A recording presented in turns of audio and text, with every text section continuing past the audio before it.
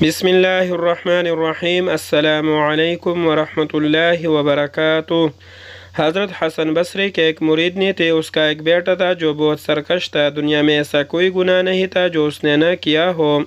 ایک دن سخت بیمار ہو گیا، قریب الموت ہوا تو ماں کی گود میں سر رکھ کر کہنے لگا، ماں مجھے جب موت آئے تو اے ماں اپنے پیر و مرشد سے میرا جنازہ پڑھانے کی سفارش کرنا۔ اگر وہ آئیں گے تو لوگ میرے جنازے کو کندھا دیں گے، ورنہ میں نے نیکی کا کوئی کام کیا ہی نہیں۔ جب طبیعت بگڑنے لگی تو ماں حضرت حسن کے پاس گئی کہ حضرت میرا بیٹا موت و حیات کی کشمکش میں ہے، اس نے آپ سے جنازہ پڑھانے کی سفارش کی ہے۔ حضرت نے کہا کہ محترمہ، آپ کے بیٹے کو میں نے کبھی سجدہ کرتے دیکھا نہیں، میں کیسا جنازہ پڑھاؤں؟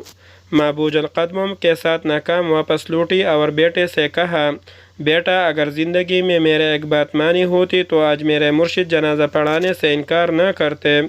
بیٹا حسرت بھری آنکھوں سے ماں کی بے چینی کو دیکھتا رہا، رونے لگا، بولا، ماں جب مجھے موت آئے تو میرے پاؤں کو رسی سے باندھ کر سارے شہر میں گھسیٹنا اور یہ آواز لگانا کہ جو اللہ کی نافرمانی کرتا ہے، جو اس کا حکم نہیں مانتا، اس کا یہی حشر ہوگا، اور ماں پھر مجھے دفنانا نہیں، مجھے اس شہر کے سب سے گندی جگہ پھینکنا تاکہ لوگ مجھ سے عبرت پکڑیں۔ اسی حالت میں اس لڑکے کو موت آئی اور روح پرواز کر گئی۔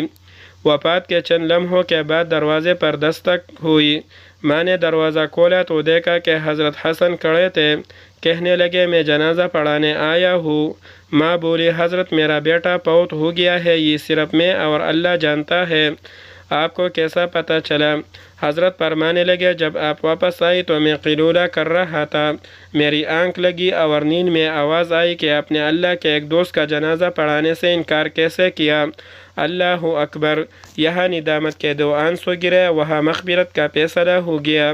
اللہ تعالی ہم سب کا حامی و ناصر ہو، آمین ثم آمین۔ مزید واقعات سننے کے لیے اس چینل کو سبسکرائب کریں۔ جزاک اللہ خیرہ، شکریہ۔